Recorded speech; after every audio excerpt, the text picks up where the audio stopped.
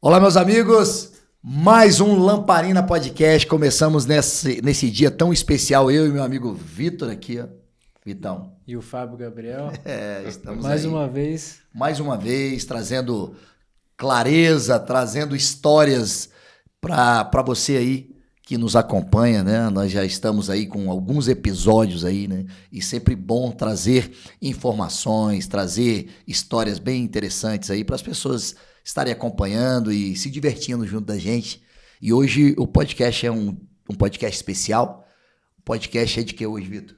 A gente sempre fala que o podcast é especial porque a gente tá sempre trazendo histórias das pessoas, histórias de vida, que a gente pode trazer para dentro da nossa vida os exemplos e nos inspirar, né, para a gente ter uma vida melhor. E hoje a gente está com Eduardo Neri. Eduardo Neri. Vamos falar a respeito de quê? De vida, de felicidade, de alegria. Ele é uma pessoa tão especial. Vamos apresentar Eduardo Neri aqui. Eduardo Neri, seja bem-vindo ao nosso Lamparina Podcast. Para mim é uma grande satisfação estar aqui. Vocês são craques, campeões, e é importante sempre a gente passar um pouco do que a gente aprendeu, aprendizado de vida, e é isso que a gente pretende passar um pouco para vocês. Não vim ao mundo a passeio. Esse é o nosso tema do nosso podcast de hoje. Não vim ao mundo a passeio. E também se data Carlos. De novo.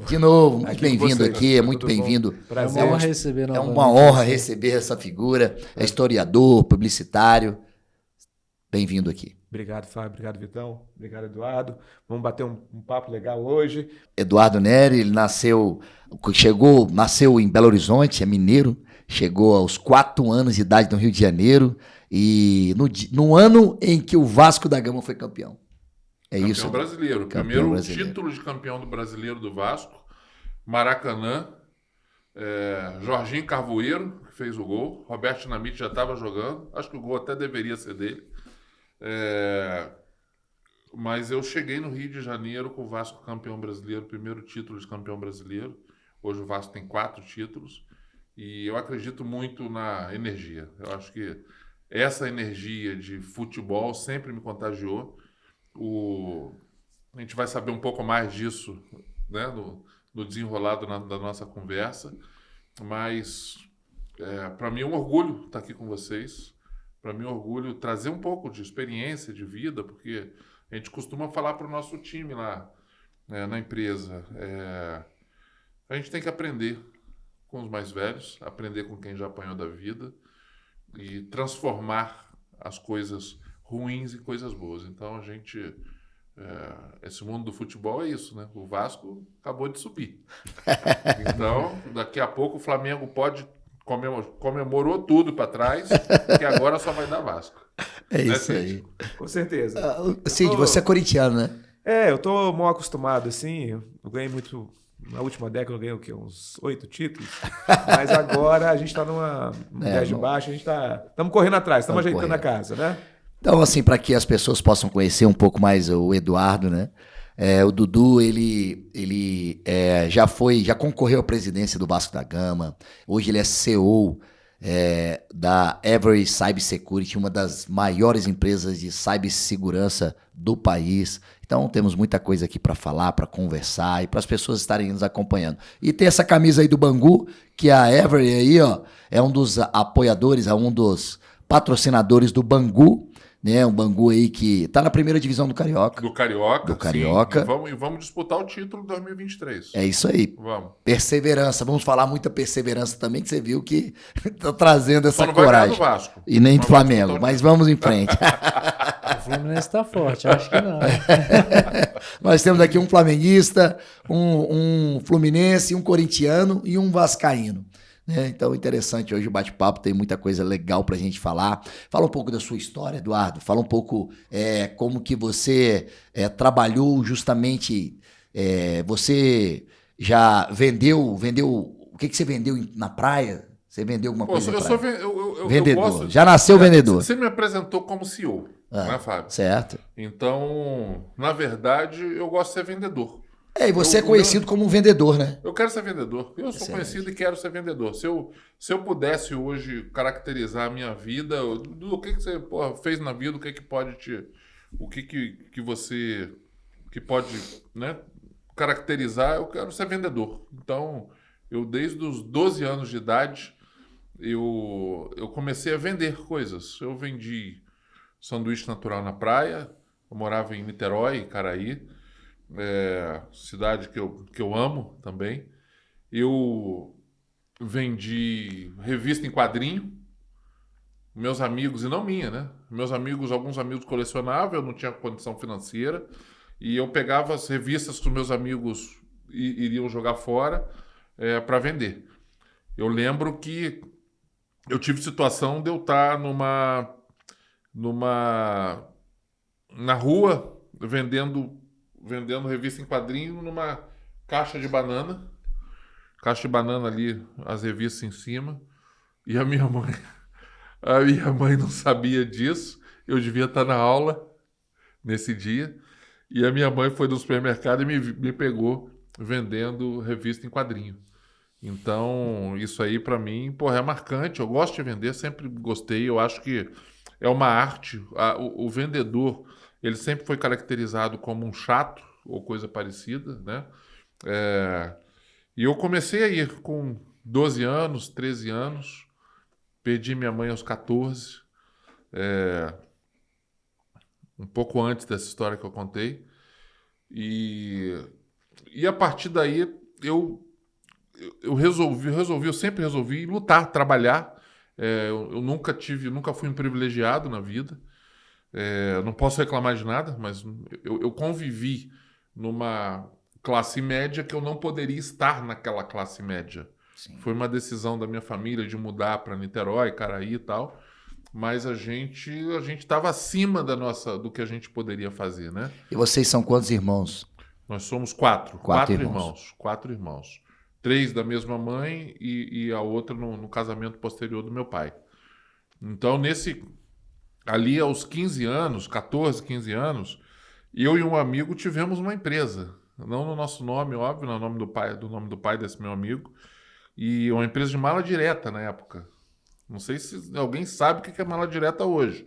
A mala direta eram cartas de empresas que iam para a casa das pessoas para fazer promoções. Nesse caso de viagem, a gente especializou em agência de viagens.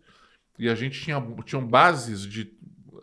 Hoje que vendem muito informação das pessoas, na época a base era o endereço da pessoa. E a gente criou base de turismo.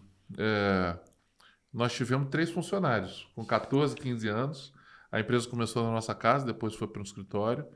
E foi uma fase de muita realização, construção e entendimento do que era o mundo de trabalho, né?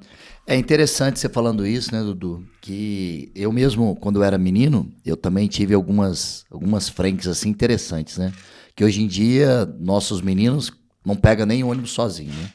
Então, eu quando tinha também uma idade de 12 anos, 11, 12 anos, eu vendia picolé na praia. Lourinho, bonitinho, mas mesmo assim eu vendia picolé na praia. Bonito. Eu era bonito. Continuo sendo, né, Dá? Continuo sendo. E aí, eu vendia picolé na praia e aquilo pôde me ensinar muitos valores, sabe? Em valores, igual você tá falando aí, você... Hoje em dia, uma criança para fazer um negócio desse é vergonha, né? Perfeito. Então, alguns valores são inseridos na nossa adolescência, né? E você falando aí da parte de... Você já desde menino, então, esse trabalho de vendedor já foi sendo moldado dentro de você, né? E isso é muito importante, a gente saber que alguns valores são importantes, que são inerentes desde a nossa formação como pessoa. E interessante isso, né? Mas eu precisava, Fábio. Eu vivia num mundo que não era o mundo que eu poderia estar. Sim. Então, todos os meus amigos, na época de infância, adolescência, eles estudaram em escola particular. Sim. E eu fui pingando em escolas públicas do Rio. Né? Uma coisa é escola pública no Distrito Federal. Sim. Né? No Rio de Janeiro, eu lembro que eu tinha amigos que iam para a escola para comer, porque tinha a merenda, ela era 11 horas da manhã, que já era um almoço. Ou seja, pegava a criança que saía das comunidades, e foi isso que eu convivi, saía das comunidades, não tomava café da manhã, almoçava às 11, né? Isso é uma coisa que acaba que a gente, às vezes, vive numa bolha e não vê isso, né? Almoçava às 11 e a gente não sabia a outra hora que eles iam comer.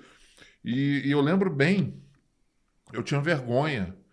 Eu morava numa classe média mais alta, em Caraí, Niterói, num condomínio com quadra de esportes, e, enfim. E eu tinha vergonha de sair com a camisa com símbolo, no caso, era o símbolo do estado do Rio de Janeiro aqui. Ou seja, da escola pública, né? Da escola pública. Uhum. Eu saía com outra camisa, ou saía com a camisa uma por cima, da escola por baixo, e tinha vergonha de andar na rua. Eu tinha vergonha de sair e chegar no condomínio que eu morava com aquela camisa, né? Então, aquilo ali realmente... O Siddhartha não passou por isso, né? O Siddhartha, ele estudou sempre em universidade de Harvard, esse negócio todo. Né, Cid? Eu estudei até a 7ª série em escola pública. Minha mãe é professora da Fundação Educacional, né? E as amigas dela me educaram. Então, por isso que eu tenho essa educação legal. Porque ela perguntava, como é que tá aí, Cid? Tá tudo bem. Como é que tá o Cid? Tá ótimo. E o Machinella cantava. Eu falo que a vida na escola pública é diferente da vida na escola privada. Uhum. O aprendizado é diferente. Totalmente diferente. Não vinha ao mundo a passeio, né? Não é brincadeira. E tem outra que eu vou te falar. Vou te dar um spoiler agora relacionado a isso. Eu sou locomotiva e não sou vagão. Muito boa. Os vagões... Tá? Vão pegando os jargões, que isso daí pode ser frase para 2023, tá? Mas então é isso. Importante. Essa frase eu acho importante, porque não é falar de... Não é uma coisa da boca para fora. E isso vale para qualquer um de nós. A gente tem que construir um mundo melhor. Perfeito. A gente não pode ser coadjuvante. Nós temos que ser protagonista. Eu quero ser melhor do que o Fábio, melhor do que o Vitão, quero ser melhor do que o Cid, de forma óbvia, sem qualquer falta de ética, mas a gente tem que ser melhor, a gente tem que puxar as coisas. Eu acho que o Brasil... Ele é um país muito rico em diversas situações. Se a gente vir para o meu mundo, que é um mundo digital, o Brasil agora acabou de ser... o Banco Mundial acabou de colocar o Brasil como segundo país em questões digitais, em serviços digitais. Às vezes a gente fala, sou um país de segundo mundo, terceiro mundo, seja o que for, não. O Brasil está na frente em sistemas bancários, sistema financeiro. O Brasil está na frente em eleições eletrônicas e imposto de renda via internet. Então, por isso que eu falo, nós somos locomotiva, nós não somos vagão. É interessante isso, né? É bom a gente acordar para isso, né? Às vezes a gente não acorda, né? E você ficou no Rio de Janeiro até quanto tempo, Eduardo? Todo mundo, as pessoas acham que eu sou carioca, né? Você falou assim, você não devia nem ter falado isso, pô. Você queimou meu filme. Que nada, mineiro, rapaz. Tirando a brincadeira de lado. Seu sotaque mineiro é perfeito. Tirando a brincadeira de lado. Né? Eu nasci em BH. Meu pai era da Companhia Siderúrgica Nacional. De lá eu fui para o Rio de Janeiro, morei até os 20 anos. Mas você tá falando BH ou interior do Belo Horizonte mesmo? Conta a verdade. Não, é ali do lado, cara. É ali do lado, é Contagem. Contagem. Nasci em Contagem. Eu sempre achei que fosse BH, na verdade. Sim. E esses dias, há pouco tempo, eu fui para BH e falei, pai, eu quero ir lá onde eu morava quando eu nasci. E ele me falou, filho, é lá, não sei quem, em Contagem. Eu falei, que Contagem, pai? Eu sabe, né? Ele falou, você nasceu, a gente morava em BH, mas você nasceu em Contagem, né? Então, eu fiquei no Rio de Janeiro até os 20 anos. Grande orgulho, né? Lá eu aprendi muita coisa. E de lá eu vim para Brasília. De lá eu cheguei aqui sem conhecer ninguém, no ônibus Itapemirim, lendo o livro do Paulo Coelho, para entender um pouco sobre o mundo. E o que te fez vir a Brasília? Eu vim a trabalho. A trabalho. A trabalho. Eu vim abrir o escritório de uma empresa que eu trabalhava. Então... Você lembra o ano? 90. 90? 1990. E é uma história também interessante, porque eu saí do Rio de Janeiro no ônibus da Itapemirim, com as minhas coisas todas para eu viver em Brasília. Foram 18 horas de viagem e a minha maior preocupação, além de ler os livros do Paulo Coelho, a minha maior preocupação era trazer um disquete. Não sei se vocês sabem o que é disquete. Lembro. O Vitão não deve O saber o que é Vitor não disquete. sabia, é menino. O Vitor O fez Cid não 18 anos sabe agora. o que é disquete. Fez 18 anos. Eles não sabem o que é disquete. A minha maior preocupação, eu vinha com uma missão, além de morar, trazer um disquete para o Tribunal Superior Eleitoral, para o Tribunal Superior Eleitoral iniciar as tratativas e testes de segurança nas eleições. As eleições que são tão contestadas, e isso para mim foi super marcante. Da minha vida é super marcante. Que na época, como é que era para trazer um disquete em 1990? Era Correios que ia chegar 2, 3, 4 dias depois, podia virar, podia quebrar, se passasse no raio-x, acabou tudo. E eu lembro que a minha maior preocupação era essa, trazer um disquete e entregar no TSE para a gente iniciar essa missão que o Brasil cumpriu muito bem, de segurança nas eleições digitais. Você falou uma coisa interessante, a gente tem muita coisa parecida, né? Eu também vim para Brasília com 20 anos de idade e vim com o propósito de fazer minha vida um lugar melhor para mim, né? Vim do Espírito Santo, de Guarapari, e eu também vim com uma bagagem, com uma malinha feiosa, era o que eu tinha, e vim, hoje minha atual esposa, na época minha namorada, me deu uma oportunidade de vir, né, conhecer também o pai dela. E a única coisa que eu trouxe, uma mala com pouquíssimas roupas e também com um urso de pelúcia, que um dinheiro que eu tinha, que eu comprei um urso de pelúcia para ela e trouxe. Então essas coisas são interessantes, que marcam a gente, né? Marca que nem tudo na vida são coisas materiais, né? São coisas que marcam mesmo, são as coisas que a gente coloca dentro da gente, são alguns valores que vem inserindo isso, né? Muito interessante. Eu acho uma coisa, assim, o mundo conspira quando a gente quer muito umas coisas. Essa é uma frase até do Paulo Coelho, fala sobre isso. Eu vim mentalizando, e eu mentalizo as coisas. Mentalizo. Eu vim para cá pensando, apesar do Siddhartha, o Siddhartha me deu uma carona, e ele botou um samba no carro, que eu adoro, Sim. né, Cid? E eu vim mentalizando. Eu falei, poxa, vamos trazer energia, vamos fazer coisa boa, vamos fazer... contar uma história legal. Contar uma história legal, né? Porque na minha época, na nossa época, a gente que viveu tem um tempo mais aí de experiência de vida, né? Faltava informação. Hoje, numa reunião na empresa, a gente está desenvolvendo um programa de líderes lá, e eu falei para as pessoas. Tinham 7 pessoas que estavam se candidatando ao programa de líderes, e eu falei para eles o seguinte: eu tive oportunidades na vida, mas quase ninguém chegava para mim e falava assim, Dudu, cara, essa oportunidade que você tem é sensacional, faz uma faculdade, vai por aqui, vai por esse caminho, faz o inglês, porra, a roupa que você está usando não está adequada. Eu lembro que eu ia trabalhar com um sapato furado, que eu botava um papelão embaixo. Eu botava um papelão, porque eu ganhava bem. Quando eu lembro que eu fui para o Unibanco, quando o Unibanco lançou 30 horas aqui em Brasília, no Brasil todo. E eu era um gerentão, ligado à diretoria. Só que ninguém chegou para mim e falou assim, Dudu, você está ganhando bem, você tem 22 anos, você não tem nível superior, até hoje eu não tenho. Eu não fiz faculdade. Eu costumo dizer, e isso é um fato, o maior tempo que eu passei dentro de uma faculdade foi quando a minha filha foi colar o grau.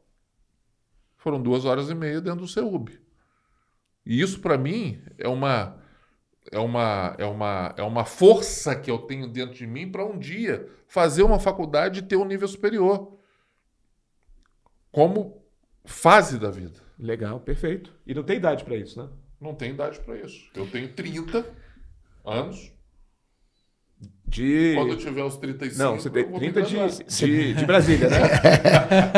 Você tem 2 filhas, Dudu? Tenho 2 filhas lindas. Uma nasceu em 95 e a outra 2004, né? 95, 98. 98. 2004? Não, 2000... Não, faz isso não, senão a Nina bate nele em casa. Inferno, né? Faz isso não. Faz isso não. Cid, corta esse negócio, Cid. Vamos lá. Na verdade é o seguinte. A Duda, minha filha de sangue, de coração, né? Ela nasceu em 95. A minha outra filha nasceu em 98. Só que eu conheci ela em 2004 porque ela não é minha filha de sangue. Ela é filha da Nina, minha esposa. As duas são minhas filhas, né? Estão dentro do meu coração. E tudo que a gente faz é por elas, né? Tudo que a gente faz é por elas. Tudo que a gente faz é pensando. Depois que a gente tem um filho, muda todo o referencial.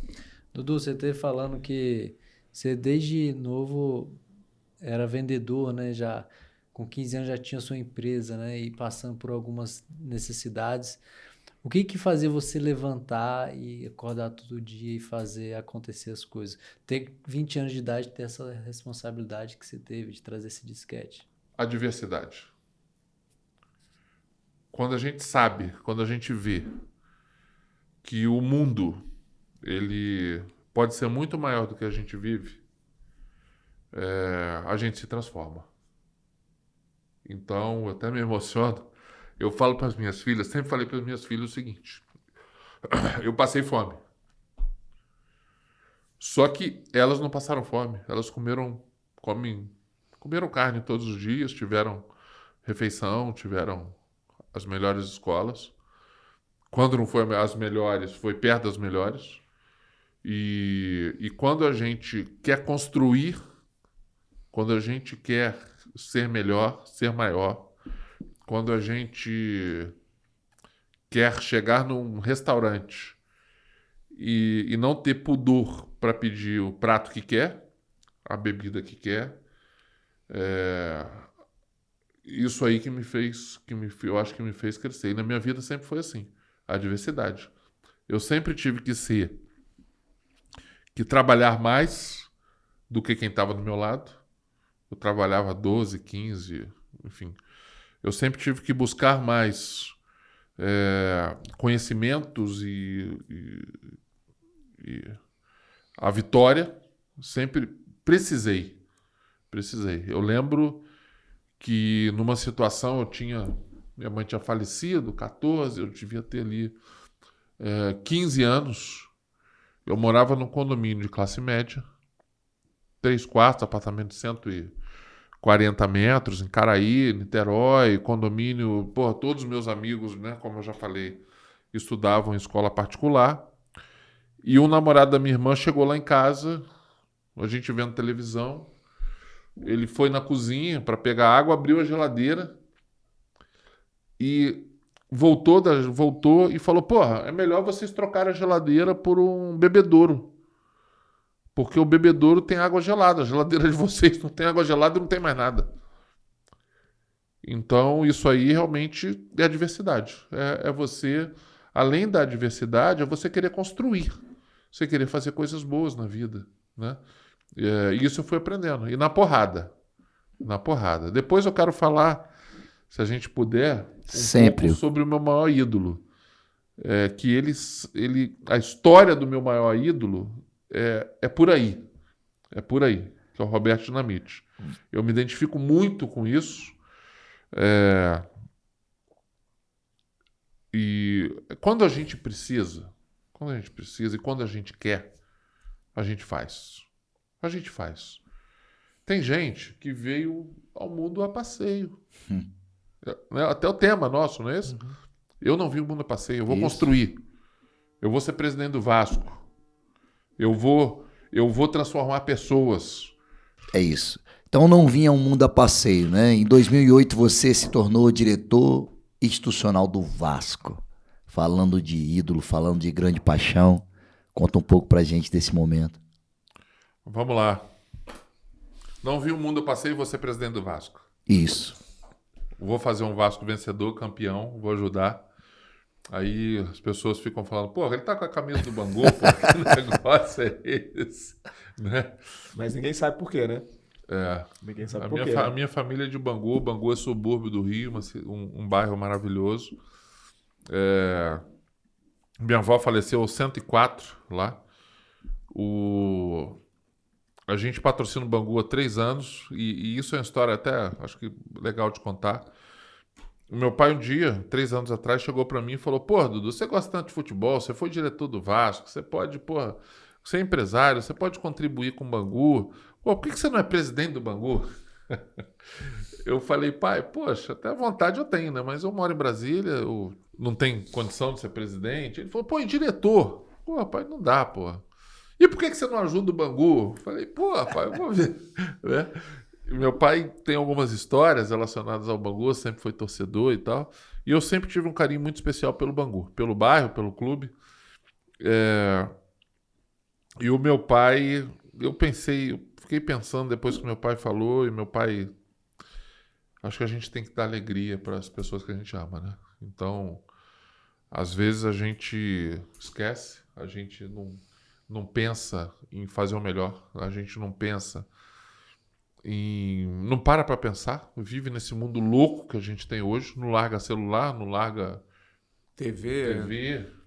Nosso mundo digital ele influencia negativamente no nosso coração. E meu pai falou isso e eu falei, poxa, eu vou tentar ajudar o Bangu. A gente conversei com o Bangu e a gente patrocinou o Bangu, continua patrocinando. Um clube que está na primeira divisão do Rio, uma região super carente, subúrbio do Rio. Então, eu falo para todos os meus amigos, poxa, quando eu vou para o Rio, eu sempre com amigos, eu quero levar eles para Bangu para conhecer o subúrbio, porque às vezes as pessoas não sabem como é o mundo real, né? As pessoas acham que o mundo real é o País das Maravilhas. Nós que moramos em Brasília, é o País das Maravilhas. Né? Então, em relação ao Bangu é isso. E você perguntou em 2008. Quando você assumiu a diretoria institucional do Vasco. Eu milito na política do Vasco, até nos últimos anos eu fiquei um pouco de lado disso. Acho política chato demais. O Siddhartha briga comigo por isso, porque o Siddhartha um cara politizado. Não, porque eu falo que o Dudu é um cara político. Todos nós somos. A gente faz política todo dia. Ele fala, não sou político. Outra coisa que ele fala, não sou publicitário. Eu falei, é o que ele mais gosta de fazer. Eu acho que eu sou bom nisso. Em publicidade a gente faz algumas coisas legais. Mas eu milito desde 2000. Na verdade, eu tinha um site do Vasco em 98, que foi o principal site do Vasco em 98 e 2002. Em 2001 a gente ganhou o IBEST, que é o Oscar da internet. Antes eu era a favor do Eurico, a partir de 98 fui contra o Eurico Miranda. Fui um grande desafeto dele. Outro dia eu falei que é adversário, não, porque ele era muito maior do que eu. Desafeto. Quando começou a entrar dinheiro do Bank of America no Vasco, esse dinheiro sumiu. E o meu site era um site de oposição e era o principal site do Vasco na internet. E a partir daí eu construí dentro do Vasco, uma carreira ali de política. O Dinamite perdeu a eleição em 2006, foi quando ele concorreu. A eleição foi anulada pela Justiça. Em 2008 ele foi eleito com 98% dos votos. E a partir dali eu comecei a ajudar um pouco o Vasco. E vou ajudar muito mais. Ali eu não tinha muita experiência, muito conhecimento. Comecei a ajudar um pouquinho, né? Eu lembro que o computador que fez a ata da eleição foi uma eleição com urnas eletrônicas, que eu ajudei junto ao TRE, ao TSE. O computador era o meu computador. A impressora que imprimiu a ata daquela eleição era minha. Ali, faltando 1 hora para o negócio, me falaram lá na hora, pô, não tem computador, não tem... Aí eu arrumei na hora. Mas isso aí, eu ajudei um pouco. Eu fui diretor do Vasco durante 5 anos. Antes disso, você tinha concorrido à presidência ou não? 2014, foi depois. Foi 2014. Sim. Eu fui diretor de longe, Brasília, diretor de Relações Institucionais. ajudei em diversas coisas no Vasco. E a principal vitória foi o patrocínio da Caixa Econômica Federal. Quantas reuniões vocês tiveram para poder conseguir esse patrocínio? 68. 68 reuniões. Um clube de futebol e qualquer empresa, qualquer CNPJ que precisa ter relação com o governo, ele precisa ter as certidões todas ok. O Vasco não tinha. O Vasco tinha vários problemas. Tinha problema com o Banco Central, com a Receita Federal, entre outros. E nós tivemos que resolver isso para que a gente pudesse ser eletivo, vamos dizer assim, para poder ter o patrocínio da Caixa, né? Caixa Econômica. O Corinthians começou com isso, quando ele foi campeão mundial, o primeiro patrocínio, e a partir daí a Caixa fez patrocínio com outros clubes. E nós fizemos 68 reuniões na Caixa, na PGFN, no Banco Central, para que o Vasco tivesse as certidões. O Vasco renegociou diversas dívidas que tinha. Eu lembro que a mais difícil foi porque o Vasco fez uma negociação do Paulo Miranda e não tinha declarado para o Banco Central. Aí levou uma multa e tal, tinha um débito com o Banco Central. Nós tivemos que resolver isso. E, fechando a negociação, a Caixa tinha limite de data. Nós fizemos um contrato de uso da marca do Vasco e eu tenho um grande orgulho de ter assinado o maior contrato de patrocínio da história do Vasco. E tem um fato interessante aí, tem o seu presente que você ganhou nesse dia. Você não ganhou dinheiro, você ganhou o quê? Eu ganhei uma camisa do Roberto Dinamite me agradecendo. Uma coisa interessante, que eu estou pensando nisso agora, que você me falou. Eu sempre quis ter uma camisa do Vasco oficial de jogador. Só que na minha época de adolescência e tal, essa camisa não vendia na loja. Não vendia na loja. E essa história é uma história interessante. Eu nunca ganhei dinheiro com o Vasco, nunca vou ganhar. E sempre gastei dinheiro. Quando surgiu essa história da Caixa, eu falei para o Roberto Dinamite e para o Cristiano Coelho, que era o diretor-geral do Vasco. Falei assim, eu posso ajudar, ninguém vai ganhar dinheiro. Porque no patrocínio anterior da Eletrobras, algumas pessoas relacionadas à política do Vasco ganharam dinheiro. Eu falei, ninguém vai ganhar dinheiro. Se ganhar, eu vou denunciar. Então, se vocês quiserem a minha ajuda, eu tô dentro, mas sem ninguém ganhar dinheiro. Ok. O Roberto Dinamite e o Cristiano Coelho falaram, ok, vamos para frente. Fomos para frente, fizemos reuniões, trabalhamos e tal, fizemos isso tudo. E lançamos, por ironia do destino, o lançamento da parceria do Vasco Caixa foi em Brasília, num jogo Vasco-Flamengo. Entramos de surpresa em campo com a camisa, na verdade descobriram lá meia hora antes, com a camisa com a marca da Caixa. E terminou o jogo, o Roberto Dinamite, a gente estava no camarote, ele me chamou no vestiário e chegou para mim e falou assim... Lembra daquele café da manhã que nós tivemos e tal? Eu falei, claro que lembro. Né? Alguém ganhou dinheiro? Eu falei, não. E nem vai ganhar. Então toma aqui o seu presente. Pô, ele pegou, ele teve o cuidado, o carinho. O Roberto Dinamite é uma pessoa ímpar, sensacional, uma das melhores pessoas que eu conheci. Ele pegou a camisa 10, que o Pedro Ken tinha jogado, e me deu de presente. Aquilo ali, para mim, essa camisa está na minha sala, com o autógrafo do Roberto. Aquilo ali, para mim, simbolizou, é muito mais do que dinheiro. Eu podia ter ganho alguns milhões com a intermediação desse negócio. Então, aquilo ali, para mim, é o simbolismo, vamos dizer, do que é o Vasco. O Vasco foi construído assim. E por que você traz o Roberto Dinamite com tanta alegria, com tanta disposição, com tanto carinho que você tem por ele? Pô, Roberto é o meu ídolo. Roberto... O ídolos são feitos de... não por acaso, né? É o maior ídolo do Vasco? O maior ídolo do Vasco. Não tem dúvida nenhuma. Disparado. Disparado. Alguém fala... De vez em quando falam de outras pessoas... Mas é disparado. O ídolo constrói isso. O Roberto construiu. O Roberto chegou no Vasco com 14 anos. Morou no Vasco. Foi juvenil. Foi... Primeiro título brasileiro, ele estava em campo. O Zico é uma história muito parecida, ídolo. Hoje acabaram. Desculpa, mas acabaram os ídolos. Se alguém me mostrar um grande jogador que tem uma história parecida... Tem o Messi. Tem o Messi, que ficou no Barcelona, mas com muito dinheiro envolvido, né? Num time que era construído para ele, campeão. Num time que foi construído para ele, que ele veio ali desde, se eu não me engano, 12 anos de idade. E o Roberto, para mim, ele era um ser sobrenatural. Roberto era sobrenatural. Zico era sobrenatural. E essa história com o Roberto é muito legal. Posso falar um pouco dessa história? Com certeza, com certeza. Gente... Estamos aqui para isso, para ouvir as histórias e as pessoas também possam estar nos acompanhando e sabendo um pouco mais, né? O Roberto é meu ídolo. Eu tenho um dos maiores... Um erro da minha vida foi quando eu vim para Brasília, acabou que o apartamento que a gente morava ficou vazio, e o meu pai me ligou um dia e falou assim: Dudu, pô, você tem umas caixas aqui com coisa do Vasco, recortes, autógrafos e tal.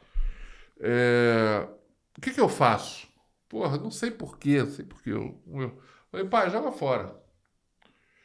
Desde os meus 9, 10 anos, eu falava para minha mãe assim, mãe, poxa, não era desse jeito, né? Eu falei, só vou para a escola se você comprar a revista Placar nas terças-feiras. Mais ou menos assim. Só vou se você comprar o Jornal do Esporte. Porra, isso era... Não, eu nunca fui ligado em escola, mas... E eu tinha recortes e recortes organizados do Roberto Dinamite.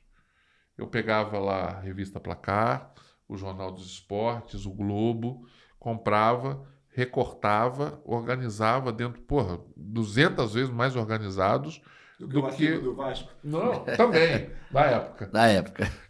Do que os meus cadernos escolares, pô. Então era tudo muito bem organizado. Eu falo pro Roberto uma coisa, que o Roberto foi o cara que me fez acordar no domingo cedo, a única pessoa que me fez acordar no domingo cedo na minha vida. Porque eu morava em Caraí, o Vasco ficava concentrado num hotel ali perto. Eu ia andando, subia a Boa Viagem ali, andava, 3 quilômetros, para ir ver o Roberto. E tirar foto, na época, com máquina Kodak, aquelas máquinas, pegar autógrafo. E um dia eu falei para ele qual era a placa do Pullman que ele tinha, que era o RD 0010, Roberto Dinamite 0010. E acabou que com essa questão, só adiantando um pouco a história, com essa questão dele ser o ídolo, na época ele era o cara para tirar o Eurico Miranda do Vasco. Sim. Era o ícone para tirar. E ele tirou. E a partir daí eu comecei a ajudá-lo, ajudar o Vasco, ajudar a gestão do Vasco.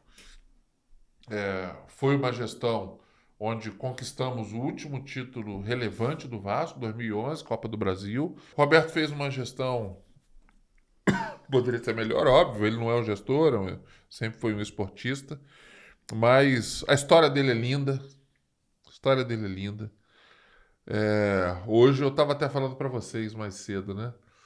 Eu estava num dia muito complicado, com muitas porradas, muitos problemas na empresa, e talvez no auge disso, e isso é energia para mim, isso não é por acaso, né? No auge disso, o Roberto Dinamite me ligou. Peguei meu telefone, Roberto Dinamite. Ele está passando por um problema de saúde grave. Vai se recuperar. Ele é uma pessoa de muita força. Uma coisa que eu falei para ele uma vez e ele me falou, nunca me toquei disso. O Roberto Dinamite, ele é Roberto Dinamite pela força do chute dele. Uhum. Ele sempre teve um chute muito forte. Só que poucas pessoas sabem que quando ele tinha, se eu não me engano, 12 anos, ou 13 talvez, foi por aí, ele teve um problema grave nas pernas, jogando futebol, ele fala que o irmão dele chutava mais forte, era melhor do que ele e tal. Acho que ele nem fala que era melhor, fala que eu chutava mais forte.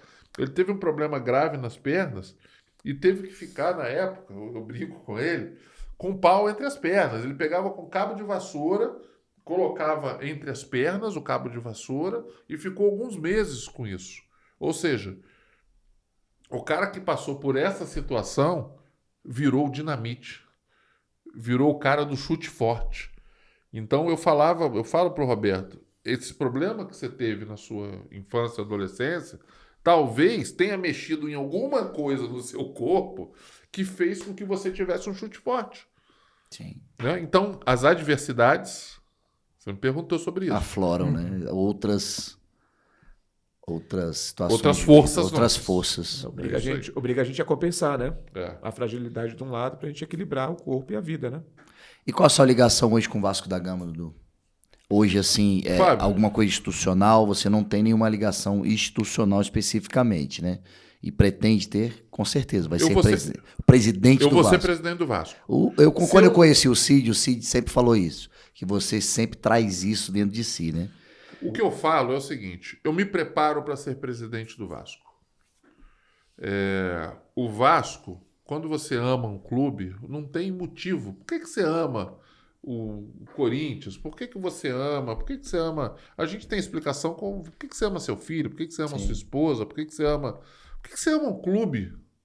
Que história é essa, né? Que história é essa? Uma instituição. Como é que você ama uma instituição? Tem gente que não entende isso, né?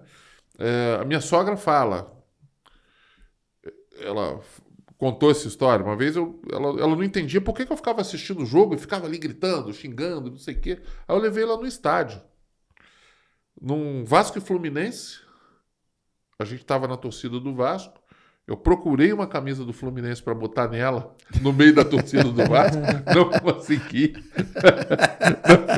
Que amor a sogra, hein? Que amor a sogra. Tentei. Tentou. Mas ela falou para mim, depois que ela terminou o jogo, ela falou, Dudu, agora eu entendo. É muito emocionante, é muito legal, é uma energia super positiva. Né? Você tá no estádio, aquele negócio de uma torcida grita, outra xinga, é gol de uma, tá feliz, outra tá triste, e daqui a pouco a triste tá feliz. Aquela história toda. Né? Então, você me fez uma pergunta, eu não te respondi, cara. Você perguntou... O que te traz a ser essa motivação de querer ser presidente do Vasco? Tá. Eu falo para as pessoas o seguinte, eu quero estar preparado para ser presidente do Vasco. Eu quero ajudar o Vasco, eu quero fazer o Vasco campeão brasileiro, campeão da Libertadores, campeão mundial, campeão da Champions League, eu brinco com isso. Mas eu quero estar preparado. Se eu não for presidente, eu quero estar preparado. E essa energia, ela me transforma. Sim. Porque numa hora de uma adversidade, eu falo assim, eu quero estar preparado para ser presidente do Vasco. Então eu tenho que passar por essa adversidade. Entendo. Então, só uma dica para as pessoas é o seguinte, todos têm que ter objetivo. Todo mundo tem que ter objetivo. Eu tenho meus 10 objetivos do ano escritos. E todo dia eu revisito isso. A gente tem que usar isso como uma arma para a gente ser vitorioso. Então, o tempo todo, eu revisito. Eu falo, essa de ser presidente do Vasco é a maior. É o seguinte, quero construir minha vida, quero ganhar dinheiro, quero fazer o melhor pela minha família e vai chegar uma hora que eu não vou depender de dinheiro, porque poucos sabem, o presidente, o vice-presidente e tal de clube não tem salário. Poucos sabem disso, né? Quero estar com minha vida resolvida, não preciso de muito. E poder estar pronto para ser presidente. Se não for presidente, eu vou ser um assessor, eu vou ser qualquer coisa que eu vou ajudar o Vasco. Eu vou estar pronto para botar esses flamenguistas como o Fábio, o Vitão Tricolor, o Cid corintiano. Boto para botar esses caras no sofá assistindo o Vasco ser campeão mundial. É por aí. É isso aí. E como que veio a Every? Como que surgiu a Every Cybersecurity? Eu sei que veio de algumas adversidades também, né? Vieram de algumas adversidades, coisa assim de você trabalhava uns 16, 17 horas por dia. Chegou o momento da sua mulher falou, ó, time, não. Time, deu as contas, não foi? Não foi time, não. Quase deu as contas. Veio com o pé no peito. Como é que é no jiu-jitsu o... Mata-leão. O mata-leão? É o mata-leão? É, um cataguruma, dá os 3 tapinhas, uma finalização, né? Acho que eu dei os 3 tapinhas. Acho que eu dei os 3 tapinhas. Na verdade, como eu falei, eu sempre tive que trabalhar mais do que as pessoas que estavam do meu lado. As adversidades nesse caso, mas o mundo me fez... As coisas que aconteceram me fizeram isso. Eu tinha que trabalhar mais, eu tinha que... Estudo nunca foi uma coisa... Infelizmente, sempre... Infelizmente. Se alguém tivesse chegado lá atrás para mim, como eu chego para os nossos inovadores e falo, estuda. Hoje a gente paga algumas pós-graduações das pessoas. A Every surgiu para a gente poder fazer o bem para as pessoas também. Ser um instrumento de fazer o bem no mundo que eu conhecia. Então, graças a Deus, eu sou abençoado. Mas como é que surgiu, né? Eu trabalhei 22 anos numa empresa que foi líder em gestão de risco no Brasil. O Siddhartha acompanhou bem essa história. Em 2003, eu trabalhava 12, 13, 15, 16 horas por dia e não percebia que eu não dava atenção à minha família e aos meus amigos. E isso é uma coisa que a gente tem que perceber, tá? É um recado importante para as pessoas. O que a gente está fazendo para quem está próximo, principalmente. O que a gente está priorizando, né? O que a gente está priorizando. E eu tive 2 situações interessantes. O Marcelo Lazari, ele faz aniversário em dezembro. Ele é um amigo e é casado com a melhor amiga da minha esposa, da Nina.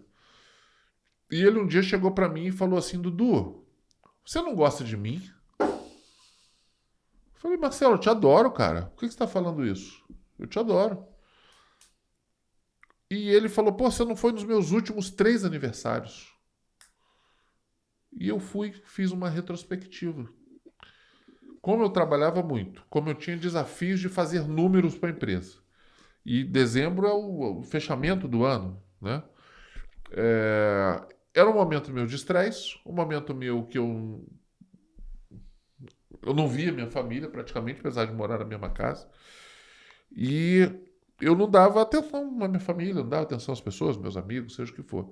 E eu briguei com a Nina, com minha esposa, nos últimos 3 dezembros. E eu não tinha me tocado disso. A gente passou o Natal brigado. E eu falei para ele, porra, Marcelo, você está me falando uma coisa que eu não tinha me tocado. Nos seus últimos 3 aniversários, ou 4, não lembro, eu deixei de ir, porque a Nina, que é o nosso elo, ela é a melhor amiga da Vivi, e por respeito, eu estava brigado com a Nina, ela que tinha que ir. Né? Então isso foi uma história. A outra história foi que em janeiro de 2013, e eu brinco na empresa, o pessoal brinca em 2013, aí eu conto essa história. Em 2013, ali em janeiro, a Nina me procurou e falou, eu quero separar. E eu falei, eu não quero separar. Por que você quer separar? Ela falou, porque com você ou sem você é a mesma coisa. Isso é forte. Forte. Isso é forte. A gente morando na mesma casa, com 2 filhas, criando 2 filhas. As meninas, na época, tinham... Você estava no automático? Eu estava no automático. E é esse automático que eu falo para todo mundo. Saia do automático. Como é que a gente percebe que está no automático? Eu acho quando leva uma porrada. Quando tem esses anjos da guarda. Quando tem os anjos da guarda. Quando tem o anjo da guarda. Quando tem a gente gente leva para uma te porrada. orientar. Ou quando tem alguém para orientar. Que a maioria das pessoas não tem. É porque assim, eu penso, Eduardo, Siddhartha, Vitor, às vezes algumas transformações requer sofrimento, né? Difícil você... É passagem, né, Fábio? É difícil você fazer algo se transformar simplesmente por amor, né? Com o tempo você aprende que muita coisa é sofrimento. Você pode até passar certas situações e transformar sem o sofrimento. mas o ser humano ainda, ele ainda, eu acho que é uma busca dessa evolução do ser humano de poder se transformar pelo amor e não pelo sofrimento, né? E se nesse caso aí, te fez o quê? Colocou vamos dizer, numa peneira, né? E agora da minha vida? Você teve que tomar uma decisão. Qual a decisão que você tomou? E ali, você falou uma coisa importante que é a questão do sofrimento. A gente aprende na porrada, aprende quando apanha. Eu vi uma palestra do René Simões agora, semana passada, exatamente há uma semana atrás. René Simões foi técnico da Seleção Brasileira de Futebol Feminino, foi técnico de vários clubes. Hoje ele se dedica a palestras, ao futebol e tal. E o René Simões falou o seguinte, com os atletas dele, ele falava o seguinte: a gente não perde. Ou a gente ganha ou a gente aprende. Legal. Eu falo isso para meus alunos. Você fala isso? Falo. É isso, pô. A gente não perde, ou a gente ganha ou a gente aprende. Ou a gente aprende. De uma forma ou de outra. O Fábio foi jogador de futebol. Você foi treinado pelo René? Não fui treinado com o René, mas eu treino uns 50 meninos. Eu tenho um projeto social, o Vitor conhece, vocês conhecem. A Évora é um dos apoiadores desse projeto social. E eu falo disso, né? Não adianta você querer ser... Eu não estou aqui para fazer campeões. Eu estou para fazer o quê? Cidadão de bem da vida. E isso é o que vale. Fazer pessoas de bem é o que vale hoje no ser humano, né? Perfeito. Essa busca de fazer pessoas melhores, né? E não é fácil não, né? Não é fácil. Não é fácil. Eu falo também coisa parecida. A gente não forma profissional, a gente forma cidadão. Forma pessoas. Hoje, a Every Cybersecurity, ela é uma empresa de segurança digital. Explica um pouco pra gente o que é isso, Dudu. Eu não te respondi a pergunta anterior. Bora lá, vamos lá. Volto? Pode, estamos aqui. Bom. Como que surgiu a Every, né? Então, vamos lá. A Nina falou, porra, não dá mais, você sai de casa 8 horas da manhã, volta 1. E os meus amigos brincam, pô, tava no bar, tava no boteco, tava não sei, nada disso. Tava trabalhando. Tá dentro do escritório trabalhando. E ela sabia disso. E eu falei pra ela, não quero separar. O que eu posso fazer? Isso é uma coisa importante, da gente fazer uma autoanálise sempre. O que eu posso fazer para melhorar? E nesse papo, eu falei para ela, eu não quero separar. Se o problema for esse, eu posso resolver. E fiz um acordo com ela. Isso era janeiro. Eu falei, até o final do ano, eu vou passar a chegar em casa por volta de 8 horas da noite, mas até o final do ano, eu vou, no outro ano, 2014, eu vou construir uma vida de forma que eu possa trabalhar de 9 às 18. Né? Acordo feito, fizemos uma viagem maravilhosa para Califórnia, eu, ela, as meninas, maravilhosa, 20 dias. Foi interessante porque eu não programo minhas viagens. A gente acordou numa sexta-feira, a gente combinou ir para Nova York. Só que eu falei para as meninas, eu falei, Nova York tá chovendo, pô, tá frio, tá não sei o quê. Nós vamos viver em Nova York, nós vamos ficar dentro de hotel, pô, pagando em dólar, né, essas coisas. E no dia seguinte elas falaram, pô... Não, vamos fazer isso. Viram lá e tal, Califórnia. Passamos 20 dias maravilhosos, sem programar nada. A Nina fala, pô, nós fomos dormir em Nova York e acordamos indo para... E no mesmo dia nós fomos para Califórnia de carro, sem reserva de hotel, aquela história sensacional. Eu sou sempre muito programado nesse programa. Mas quando eu voltei, o CEO da empresa que eu trabalhava, na verdade não foi ele, a equipe me chamou antes de eu voltar para trabalhar, a equipe falou, olha, o CEO lá te chamou, te xingou lá durante suas férias. Eu falei, não tá, eu não vou voltar a trabalhar. A minha família tá reclamando. O cara não tá gostando. O cara tá, né, botou meu apelido de filtro, e o papel de um gestor é ser filtro. O papel de um gestor é ser filtro. Não adianta ele não ser filtro e ser um gestor, senão ele não precisa dele, né? Até obrigado aí pelo elogio a ele e pela decisão que ele me ajudou a tomar. A melhor decisão que eu tomei na minha vida foi empreender. Eu fiquei 1 ano de quarentena por ética minha e a partir daí surgiu a Every. que não seria uma empresa de cibersegurança, seria uma empresa de soluções nacionais, brasileiras e tal, e acabou que naturalmente, como eu era desse mundo, virou uma empresa de cibersegurança. Hoje eu tenho um orgulho muito, muito grande de transformar, ajudar a transformar a vida das pessoas. Você também tem muitos colaboradores, né? Hoje tem em torno de 90, 100. Cara, eu uso o muito. Eu vou falar uma frase do Zeca Pagodinho aqui, que é o tá ruim, mas tá bom, né? O Zeca Pagodinho, tá ruim, mas tá bom. É muito, mas é pouco, mas é muito. Né? Porque eu falo para os meus amigos que gerenciam empresas com centenas de funcionários, eu falo, vocês são loucos. Lidar com gente é difícil. É difícil. É muito difícil. Né? Vocês lidam com gente todos os dias, é difícil. Você tem que ter a arte de lidar com pessoas. Né? Então, nós estamos hoje com 74 pessoas hoje. Queremos ter mais, queremos construir mais, queremos transformar a vida das pessoas. Mais de 80% dessas pessoas têm, em média, ali 22 anos e fazem entregas que alguns clientes falam, poxa, vocês são melhor do que as Big Four. Isso é um orgulho, é uma coisa assim de transformar a vida. Algumas dessas... O que é Big Four? Big Four são as principais empresas de consultoria do mundo. Sim. KPMG, Price, Ernst Young e Deloitte. Nós somos uma empresa de consultoria especializada em segurança. Então, a gente ouvir isso dos clientes com uma garotada. Eu até brigo lá, não chama de garotada não chama de menino não.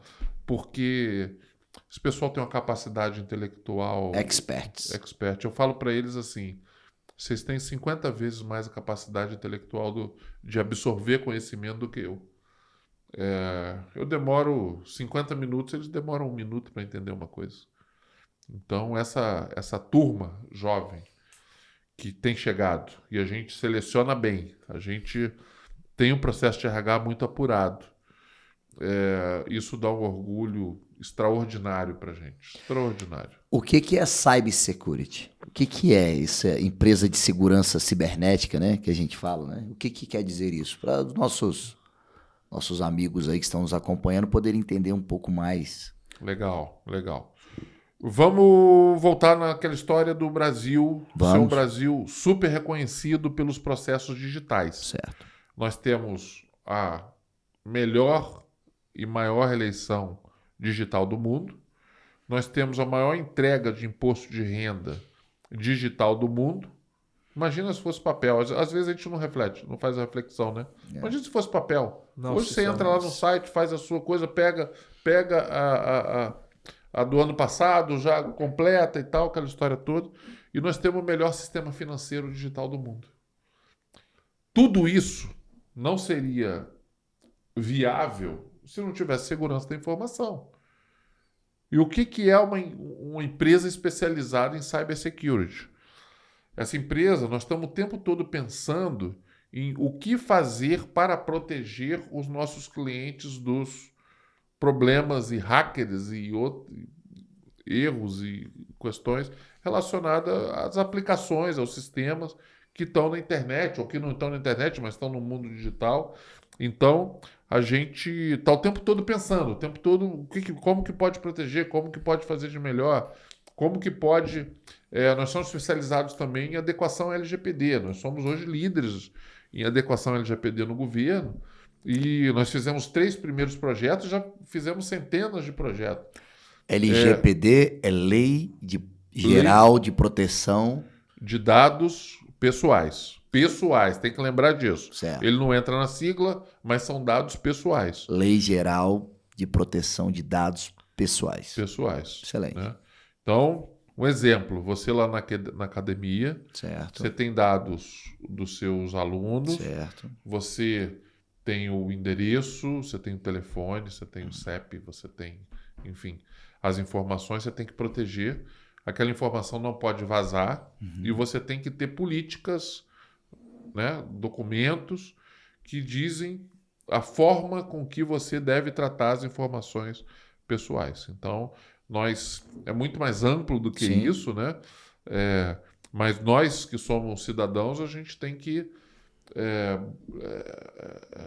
tentar identificar como que os nossos dados estão sendo tratados no mundo digital, que é na operadora de telefonia celular, que é na loja que a gente vai, na farmácia que a gente vai. Então, a gente ajuda a proteger as empresas quanto a isso e se adequar à lei. Atual, né? É o que Nossa Senhora, hoje em tá dia é o que detém, né? Vamos dizer, é o que se fala, né? Porque tá tendo muita fraude, né, gente? Muita fraude. Muita né? fraude, muito golpe, celular, etc.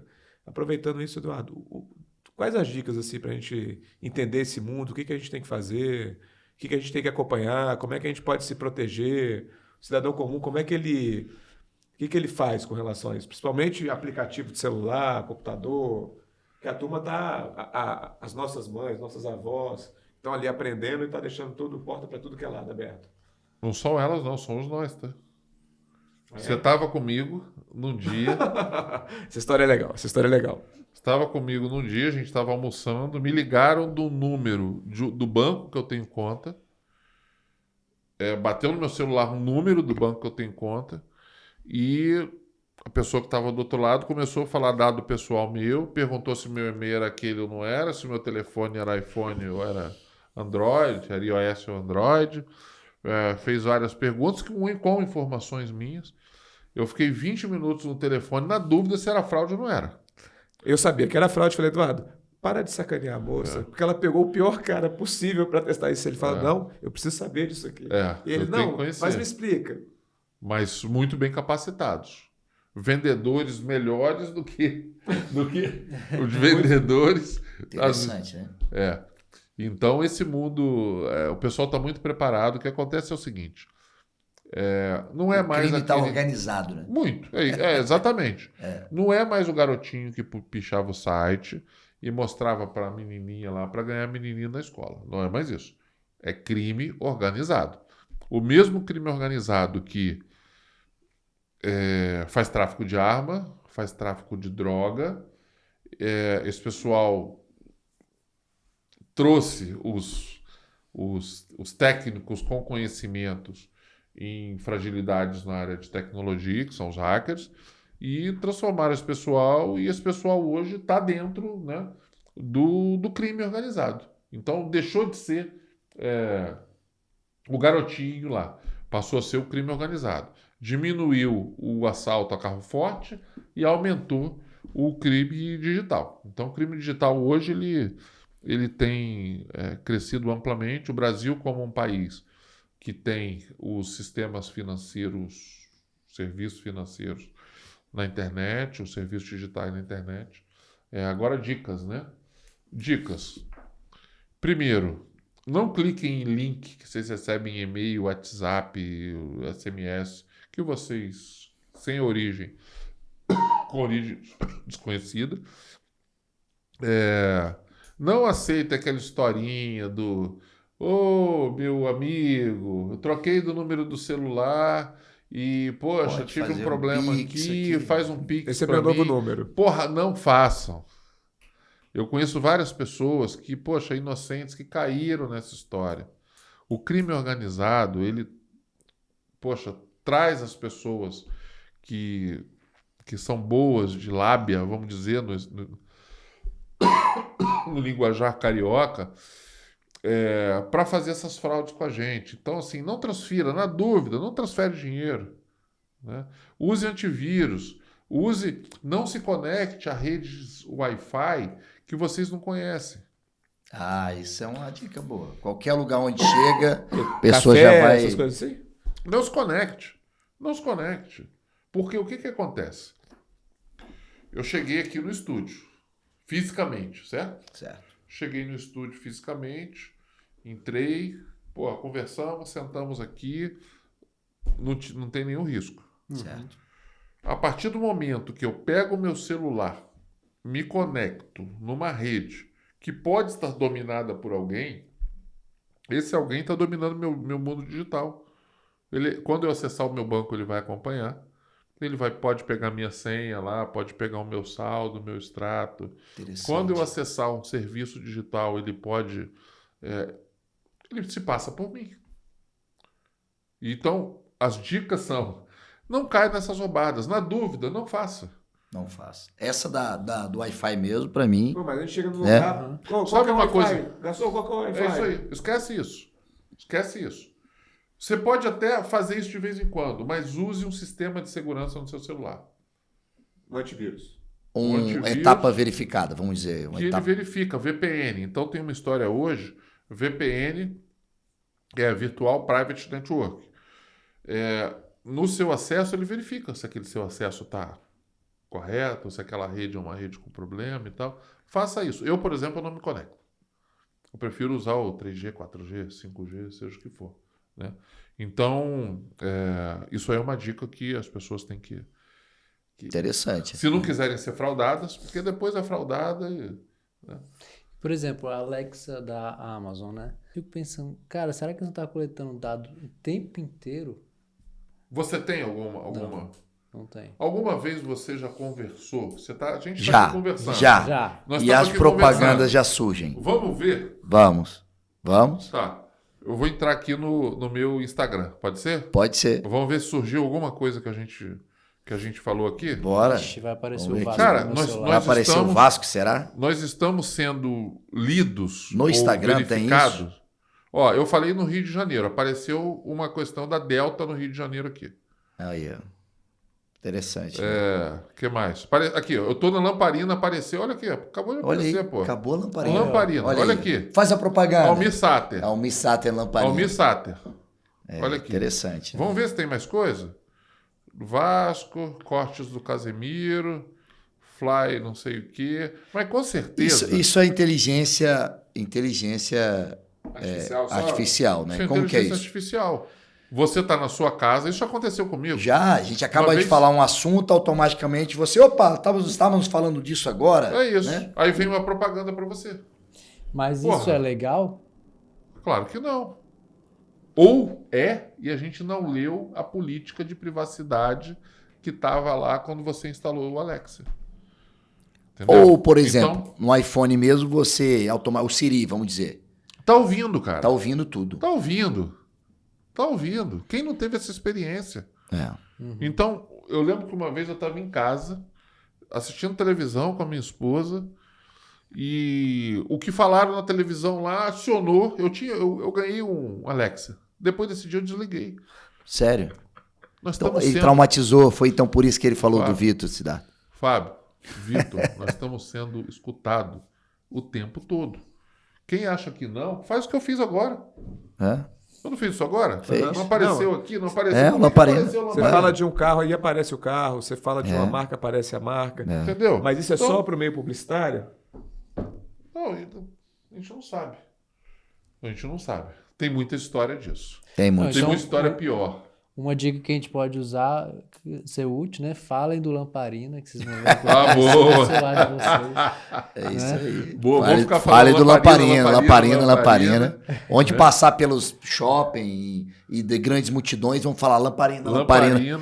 Perfeito. Estão nos escutando o tempo todo. Não achem que é coincidência. Não acho que é coincidência. Com certeza, daqui a pouco vai aparecer no celular de vocês coisas do Roberto Dinamite. Sim. O que mais que a gente falou? Do Vascão. Nós falamos do Vasco, do Flamengo, falamos Fluminense. do Bangu, Do No Corinthians. do do meu Bangu, celular, se parecer né? do Flamengo, eu toco. casamento, falamos bastante de casamento, né? Casamento. Falamos de perseverança, falamos de adversidades. Adversidade. E agora eu quero falar a respeito de Copa do Mundo e Olimpíadas. Eu sei que você já viajou em algumas Copas e algumas Olimpíadas. Eu sou apaixonado por esporte. Eu sou apaixonado. Eu tentei ser jogador de vôlei. Fui bem no vôlei de praia. Fui bem no vôlei de quadra. No futebol, meus amigos sempre falavam, pô, você devia ter sido jogador de futebol, essa história toda. Mas quando eu vim para Brasília, com 20 anos, acabou que eu não consegui dar continuidade a isso. E eu sou apaixonado por esporte. Eu acho que o esporte, eu acho não, tenho certeza, o esporte transforma pessoas. O esporte, ele... na minha adolescência eu tive alguns amigos, perdi alguns amigos para droga, por exemplo. E eu tenho certeza que se eles se conectassem ao esporte, eles estariam aqui com a gente, enfim, teriam passado por essa fase. O esporte, ele tem essa questão da competitividade. Eu sou competitivo, eu quero ganhar, eu quero ser melhor do que... eu quero ser melhor, de uma forma ética, é claro, e não relacionado a dinheiro. Isso é importante. Não é, quero ganhar mais dinheiro. Não é isso que eu estou falando. Eu quero ser melhor, eu quero construir mais, eu quero ser melhor do que o cara que está do meu lado, e o esporte traz isso. Né? Quando eu jogava vôlei de praia, lá em Niterói, eu queria ser melhor do que o cara que estava na minha dupla. Eu falava isso para ele, eu era garoto, mas eu falava isso para ele. Mas fui para PAN 2007, Copa do Mundo da África. Então, mandar um abraço para o Altino, que foi que me proporcionou isso. Eu estava louco para ir para a Copa do Mundo, encontrei ele no avião, é um cara que eu não conhecia bem, eu falei para ele, tô louco para ir. Ele falou, Dudu, eu tô com tudo pago e tudo pronto, não quer ir comigo? Nós passamos dias maravilhosos, né? Ele falou, só não tem ingresso para você. Eu falei, também, o ingresso eu me viro. Dias maravilhosos. Ontem a gente foi nostálgico de conversar sobre isso. Fui para Olimpíada em Londres, 2012, Copa do Mundo, 2014, Olimpíada 2016, Rússia, infelizmente não conseguimos ir. Não, no Catar, então, assim, a gente patrocina, a Every patrocina algumas iniciativas relacionadas ao esporte. A gente hoje, 100% delas, elas contratualmente é para jovens. Então a gente patrocina o Bangu, já patrocinou o Vasco, patrocinou o ABC de Natal. Temos hoje o Jiu-Jitsu, a Escola Barreto. Temos mais 2 crianças relacionadas ao Jiu-Jitsu também. O Gama. E todas elas... Brasiliense? Não, brasiliense não. E todas elas, contratualmente, a verba tem que ir para divisões de base. Então, isso aí é um princípio, né? Porque, como eu falei, o esporte transforma a vida. O esporte, ele faz aquela criança, aquele adolescente que talvez cresça sem perspectivas e entra para um mundo competitivo onde ela tem que ser melhor do que a outra. Então, isso aí... E eu uso na minha gestão isso, né? E falando só um pouquinho de gestão... Com certeza. O que eu sempre vi do Roberto Dinamite, que indo para cima. O Vitor não deve ter essa história, mas vai dar uma olhada no YouTube, pega os gols do Roberto Dinamite e tal. Já vi eu tô falando para ele e para quem está assistindo que é mais jovem. Com certeza. O Roberto Dinamite é um cara que brigou sempre, né? Teve problemas de saúde, saiu de subúrbio, foi crescendo e tal. E ele dentro de campo, ele era um cara que passava, ele era um trator. Quando eu falo, eu sou locomotiva, não sou vagão, eu uso muito essa questão do Roberto, que ele era o cara ali que precisava daquele, vamos dizer assim, um trocadilho, um prato de comida que era o gol dele. Então, ele não ficava ali, né? Tem uma história do Roberto legal. Não sei como é que tá o tempo aí, mas tem uma história do Roberto legal. Tem 2. Não, uma história, acho que essa é mais legal. O Roberto Dinamite, ele foi conhecido como um grande batedor de falta. Era ele e o Zico, né?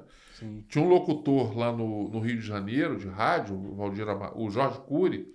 Ele falava quando tinha falta perto da área a favor do Vasco ou a favor do Flamengo, que tinha o Zico e o Roberto em campo, ele falava, é meio gol, né? É meio gol pro Vasco, é meio gol pro Flamengo e tal. Os meio gol pro Flamengo nunca se não era gol, mas pro Vasco se transformava em um gol, né? E o Roberto, ele conta uma história bem legal, que ele ficava treinando, ele terminava o treino, e hoje não tem mais isso, tá? Quase não tem mais gol de falta. Não tem mais quase gol não de tem falta. batedor de falta, né? Por que não tem batedor de falta? Não treina. Não treina. Não treina. O Roberto, ele conta uma história. O Roberto é um dos maiores batedores de falta do futebol brasileiro, do futebol mundial. Até hoje.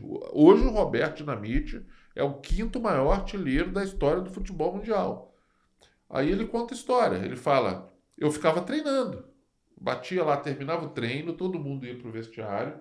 Eu batia 30, 40, 50 faltas. E ficava lá, batendo falta. Tem uma história que ele botava camisa no travessão e ficava mirando a camisa e tal.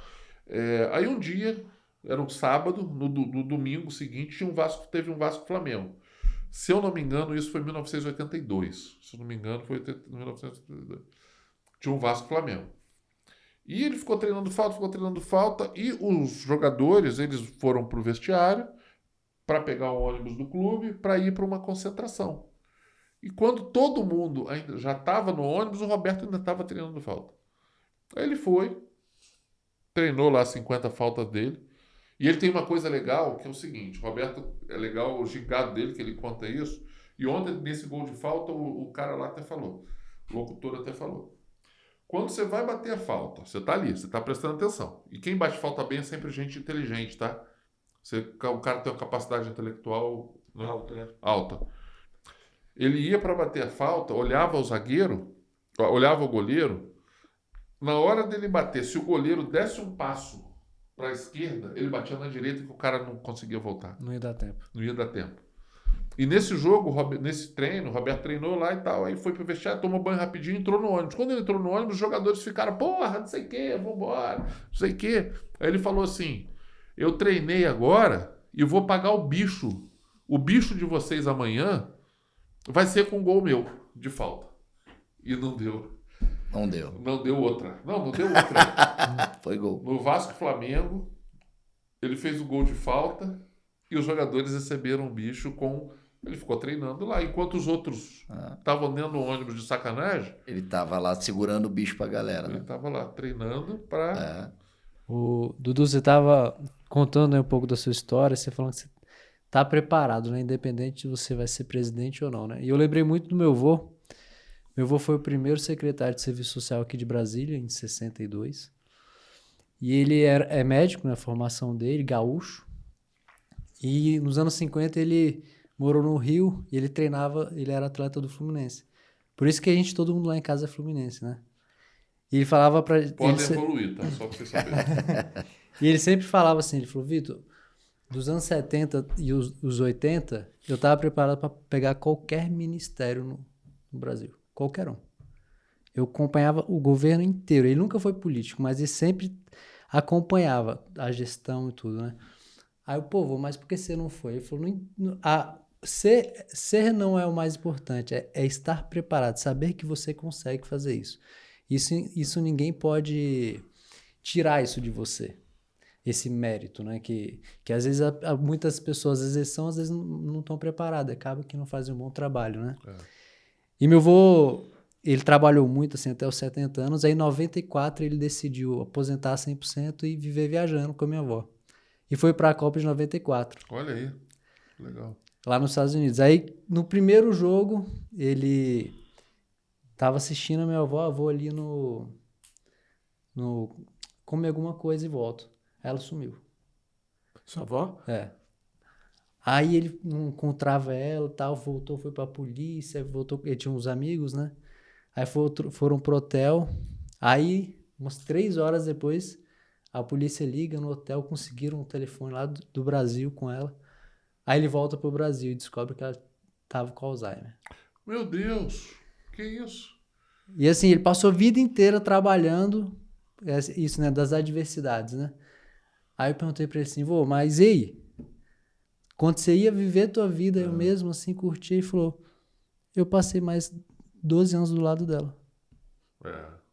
Então, assim, eu vejo que você contando a sua história, missão, assim, também. Eu lembrei muito dele, né? Ele viveu até 99 anos, ele falava assim, né? Tô firmão.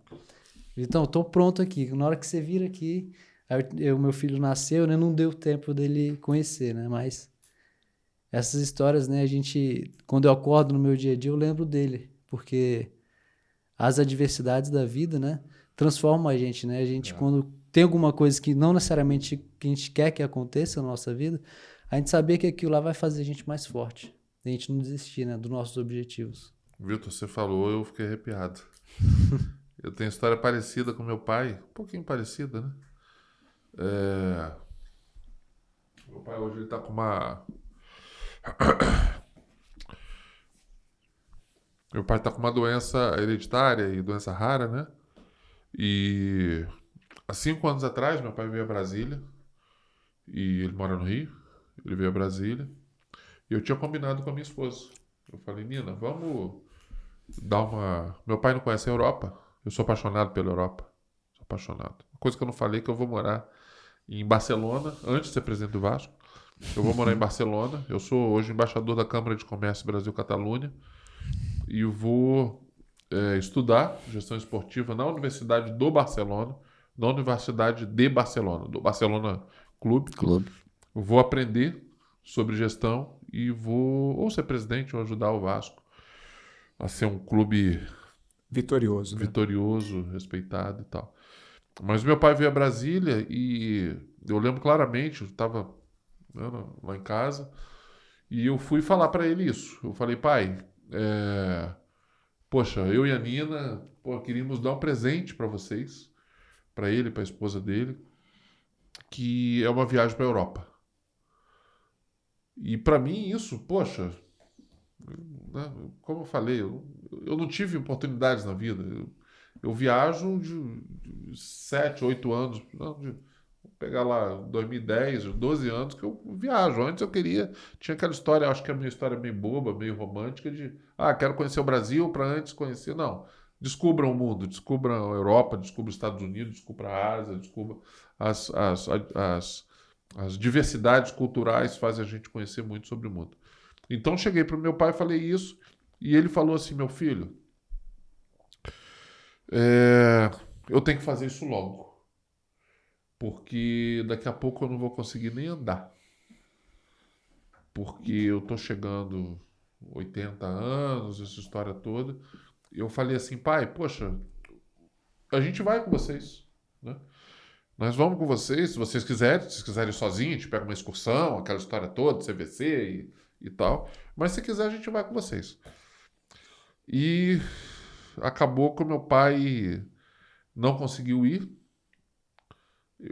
Esse dinheiro eu peguei, mandei para meu pai, para ele fez outras viagens mais perto, aqui no Brasil mesmo, mas em seguida, 3 anos depois, meu pai descobriu uma doença que ele não pode vir para Brasília. Meu pai está andando de bengala. Vai melhorar, está fazendo tratamento, vai melhorar. Mas é isso que eu falo. A gente não pode deixar para amanhã o que se pode fazer hoje. O que se pode fazer hoje. É interessante, né, Dudu? As suas palavras são palavras bem positivas. Eu gosto quando você fala assim, eu vou ser presidente do Vasco, eu vou morar em Barcelona, e em Barcelona é muito legal isso, né? Essa persistência, coragem, resiliência, né? Tudo isso, as pessoas precisam ouvir isso. Acho que são bons conselhos, né? Fábio, você tem uma vida parecida, cara. Uma parte parecida. Tem. Mas é muito legal essa positividade que você traz na palavra, né? Sim. É muito legal isso. A palavra muito tem bom. poder, né, Fábio? Tem poder. Você não mudou um pouco a sua vida? Mudei. Vivo mudando. E as adversidades que aparecem, que às vezes... Do nada a gente tem um caminho e aparece uma montanha no meio do nada e a gente tem que atravessar. É isso. E vamos chegar. E chega daqui a pouco. Vamos. Você fala assim, olhar para trás e falar assim, caramba, minha vida tá igual a 2, 3, 5, 10, 15, 20 anos atrás. Cara, a gente tem que viver. E viver. Viver. Ontem um amigo meu, 2 amigos meus, por coincidência, assim, a vida é muito, muito interessante, né? Por coincidência, 2 amigos que eu amo, o Álvaro, você conhece, e o Sêmola, que é o mestre da segurança da informação no Brasil, um cara que eu aprendi muito com ele. Por coincidência, os 2 me ligaram em seguida, assim, né? O Altino, que tinha... o Álvaro, foram 3. Álvaro, o Altino e o Sêmola. O Álvaro, eu mandei uma mensagem... Ontem foi o dia do profissional de segurança da informação, eu mandei e eles me ligaram em seguida. Tipo assim, lembraram de mim, Dudu tá vivo, né? E o Álvaro falou isso, tem que viver a vida. Ele passou por um problema de saúde e curte a vida, né? Da melhor forma possível. O Altino, que foi pra Copa comigo, ele me ligou e falou isso. Dudu, a gente tem que curtir. O Altino já tá com 60 e poucos anos, mas o cara cheio de vitalidade. E o Sêmola, ele falou isso. Ele falou, Dudu, ele falou claramente, escreveu também. Vai guardar dinheiro para ir pro caixão, que ele tá querendo me estimular para ir para a final da Copa do Mundo, que ele vai com o filho dele e tal. Mas é isso. Eu acho que a gente tem que ter força, a gente tem que pegar essas adversidades que o Vitor perguntou no início e transformar isso em grandes realizações. E tem uma outra coisa importante que às vezes a gente não pensa, a questão de ser feliz. Isso é fundamental. É fundamental. Às vezes, acabou que eu não contei essa história, você perguntou aí sobre o negócio da Every. Em 2013, naquela história ali que eu contei da saída de uma empresa e tal, eu resolvi ser feliz. Eu resolvi ser o hashtag ser feliz. E nas apresentações que eu faço, hoje eu fiz uma até, e eu falo sobre isso, das pessoas refletirem, ao invés de assistir um jogo de futebol num sábado, pensa, reflete o que você está fazendo para construir um mundo melhor. Se você disse eu te amo para quem você ama nos últimos tempos, se você abraçou o seu filho, se você abraçou a sua esposa, se você transferiu a energia do coração para o coração de quem está perto de você, isso é importante pra caramba. E a gente não pensa nisso. Se a gente não parar, a gente vai ficar nesse mundo louco. A gente vai ficar nesse mundo louco. Que é trabalhar 12, 13 horas por dia, vai para uma faculdade, vai para não sei o quê e tal. Então, essa reflexão do ser feliz, de você transformar ou tentar transformar um pouco da vida das pessoas. O que eu falo nas minhas apresentações é o seguinte: se eu conseguir fazer com que um de vocês faça uma reflexão e melhore um pouco a vida de vocês, eu tô feliz pra caramba. Não tem nada relacionado à religião, tá? É filosofia de vida, né? Ser humano, né? E eu queria fazer aqui uma pergunta, Eduardo. Como é que você equilibra isso, assim? A gente reflete hoje, o mercado de trabalho está complicado, está faltando profissional dedicado, o desempenho dos profissionais também tá mudando, a gana do cara de querer trabalhar, querer conquistar as coisas. Como é que você equilibra esse processo entre o ser feliz e ter sucesso e trabalhar? Trabalhar muito. Cara, a pergunta... É melhor, eu acho que os números da cena, né? A pergunta é muito difícil, porque às vezes a gente não consegue praticar o ser feliz. É difícil. Eu tenho que confessar que ultimamente, com os desafios profissionais, tá cada vez... É difícil, mas eu luto sempre contra isso. Então, você é meu amigo, meu irmão. Vou aproveitar aqui para até te agradecer, né? Pela paciência. Lá vem, ó, gente. Lá vem. Vai pedir um dinheiro emprestado. Vai pedir dinheiro emprestado. Pela paciência, porque essa questão do ser feliz é estar mais próximo de quem a gente ama. Mais próximo de quem a gente gosta. E acaba que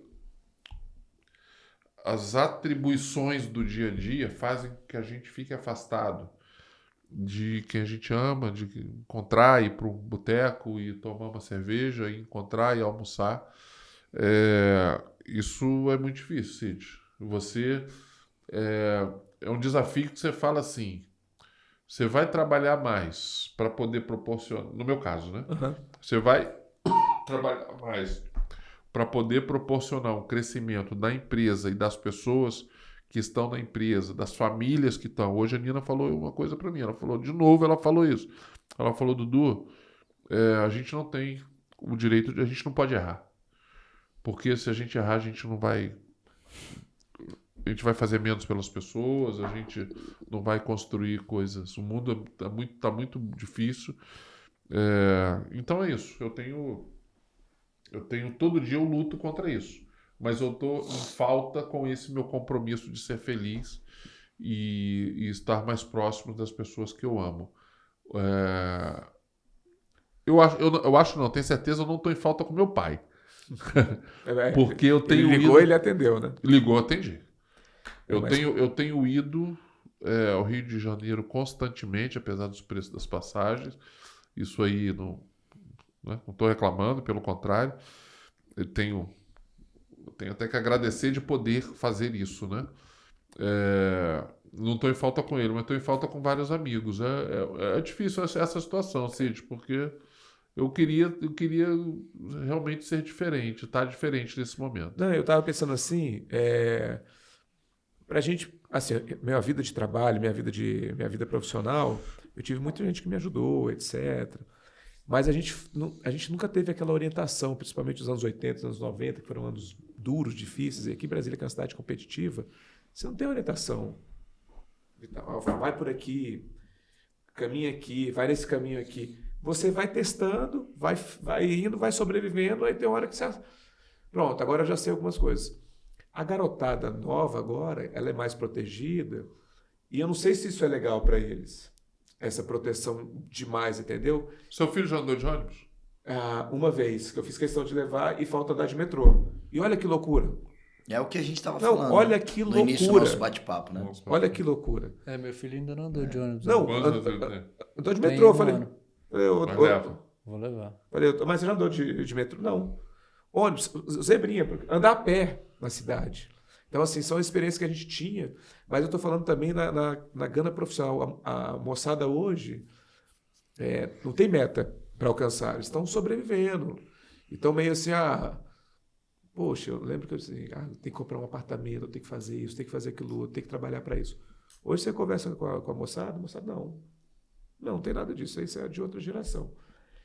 E aí a gente está tendo, não sei se é um choque de gerações, se a gente tem que aprender com jovens e ter paciência, ou se está faltando um pouco mais de um processo que se transforme eles em caras mais duros, entendeu? Porque a vida é dura, né, gente?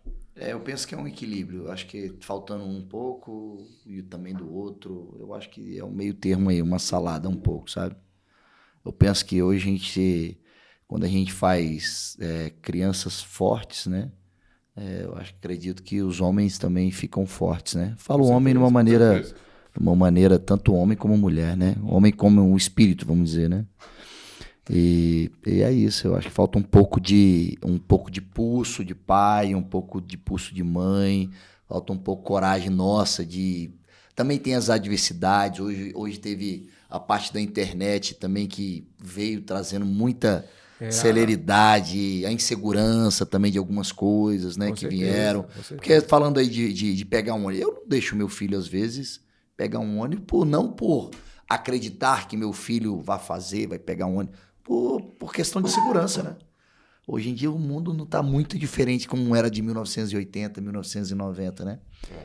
Então é a vida... E que você falou, né, de ter os objetivos e ler todos os dias, né? Isso é legal, isso eu gostei. Aí tem, no tema, né, de hoje, não vim ao mundo a passeio, né? Se a gente parar o nosso dia, eu sempre tenho meus objetivos, mas às vezes eu nem tenho assim, eu preciso ter, na verdade eu tenho esse tempo, mas eu não paro para ver. Olhar, ler meus objetivos, aí a gente já muda, né? A gente já, não tô a passeio, eu tenho que fazer alguma coisa, né? E a gente já starta, né? E é isso, a gente vai saber para onde a gente quer ir e a gente chega na felicidade, né? Você tem quantos anos? Tô 32. Parece que tem 18, né? Parece que tem 18. Menino é... Você parece que tem Formal. 74. Muito obrigado, Du. Eu te chamo aqui para vir aqui. Você deve falar bem disso. Você viu como que são os amigos? Você deve ter visto, cara. Você tá com a camisa do Bangu. Do Bangu. Essa camisa... Fala essa camisa. Essa camisa, quando estava no meio da guerra ali da Ucrânia com a Rússia, né? Isso. E a gente resolveu ter uma iniciativa de contribuir pela paz no mundo, né? Nós fizemos essa camisa, nós, Every, junto com o Bangu. O time do Bangu entrou em campo contra o Flamengo em abril, março, abril, acho que foi abril de 22, com essa camisa, né? Da gente contribuir um pouco pela paz no mundo, né? Então, a partir de hoje, você está batizado como um banguzense. Como que é? Banguense. Banguense. O banguense. Você acha que Quem a paz... é do Catar é o quê? Catoense? Catarinense. O cara é... Catarrento. Catarrento. Ele é catari. Você acha que a paz a gente constrói dentro de nós ou é externa? O que é a paz para você, Dudu? Eu acho que a paz, primeiro, é fazer o bem. É a questão da paz de espírito, né? É fazer o bem. Então, essa questão de não vir ao mundo a passeio, né? A questão da gente viver a vida, a gente falou disso, a gente tem que viver a vida. A gente não pode olhar para trás e falar, caramba, eu estou igual a 1 ano atrás, 2 anos atrás, 3 anos atrás. Então, eu acho que a paz é primeiro fazer o bem. É a gente poder começar o dia e terminar o dia falando assim, eu construí. Eu fiz coisa, eu construí um pouquinho, aquele grãozinho de areia para um mundo melhor. Então, para mim, isso é paz. Isso é parte do conceito de paz, né? Você acredita em Deus? Muito. O que é Deus para você? Energia. Eu não sou ligado a nenhuma religião específica. Tenho certeza que existe Deus. Tenho certeza que a energia do mundo, ela conspira para coisas, para a transformação da gente, das pessoas, para mudanças, para as porradas que a gente leva. Eu tenho diversas situações que me comprovam no meu caminho, esse pequeno caminho, que Deus existe, que as coisas convergem, que quanto mais a gente faz o bem, mais vem coisa boa, e que quem quer construir, constrói. Pode demorar, pode ser daqui a 10 minutos ou pode ser daqui a 10 anos, mas essa energia divina, Deus já demonstrou, no meu caso, eu estou respondendo por mim, não pelos outros, né? Muita coisa positiva, muita coisa que a gente pensa assim, por exemplo, a transformação. Em 2013, eu saí de uma situação de tomar uma decisão de sair de uma empresa, da minha esposa pedir a separação, de eu estar longe das minhas filhas. E ali eu conversei com Deus, como eu converso todos os dias. Eu falo, Deus, poxa, eu vou dar a minha parte. Me ajuda. Eu vou fazer a minha parte, mas, poxa, me ajuda, né? Então, eu não tenho dúvida que isso existe. A minha mãe, ela faleceu quando eu tinha 14 anos, mas a minha mãe, ela tinha visões. Minha mãe chegava para mim e falava, vi isso agora, 5 minutos. Não tinha internet, tá? A gente não tinha telefone em casa. Aconteceu isso agora, 10, 15 minutos depois, a gente recebia informação que aquilo tinha acontecido. Então, essa energia que a gente tem hoje não é por acaso, e ela existe, e Deus está aí para estar com a gente. É interessante, né? O nome Lamparina, a gente buscou um nome para colocar o podcast, né? E a gente viu, o Vitor buscou, Lamparina tem uma palavra de Jesus, né? Não é trazendo só esses fatos que são importantes, né? A lamparina, e aí tem um momento que diz que ninguém acende uma lamparina e depois coloca debaixo de um cesto ou de uma cama. Pelo contrário, a lamparina é colocada no lugar próprio para que todos entram e vejam a luz. Esse é o objetivo do Lamparina, né? Trazendo a luz, trazendo a história de vida de cada um, né? A lamparina é a história, né? É a história, a vivência. História de cada um, né? Então, muito bom ter você aqui, Eduardo, a pessoa também do Cid, quem eu muito quero bem, nesse episódio do Lamparina. Aqui eu acho que tem história para horas e horas e bate-papo, mas aqui podemos estar conversando, te conhecendo, as pessoas também vão passar a te conhecer mais, né? Essa sua história de vida, história de adversidade, a história de coragem, a história de resiliência e de persistência na vida. Muito bom estar com você aqui e suas considerações. Legal. Primeiro que você já está eleito para ser um banguense. Chama o Vitor também. Chama o Vitor para me acompanhar. Tá junto. vascaíno. Tem que só Banguense. dar uma camisa depois Cid do Bangu também. pra ele. Só Uma não dá na camisa mão do do Bangu. Cid, Que ele não vai entregar. que ele não entrega. Não vai entregar. Não entrega Hoje a ele camisa. entregou porque eu tava junto. Entregou, porque ele ia guardar no bolso, só não deu pra Isso é coisa de esconder. corintiano. É isso aí. Olha o preconceito. Olha o O Cid, ele, quando a gente fala em energia e luz, acho que é legal a gente falar isso. O Cid traz isso. O coração dele, eu costumo falar para ele, costumo falar para as pessoas sobre ele. O Cid, ele tem uma energia própria. E ele, quando diversas situações na minha vida pessoal, aonde, poxa, tô chateado, não sei o que, aconteceu isso, e ele pegou na minha mão e me levou para cima. Acho que isso é importante a gente falar. A gente está falando em Deus, energia. Sim, com É certeza. importante a gente falar que eu entendo que tem algumas pessoas que são agentes de energia para nos transformar. Não sei como é que se... Não estou falando de religião, nada Não, disso. isso aí E o Cid, acho que ele tem essa missão. Não.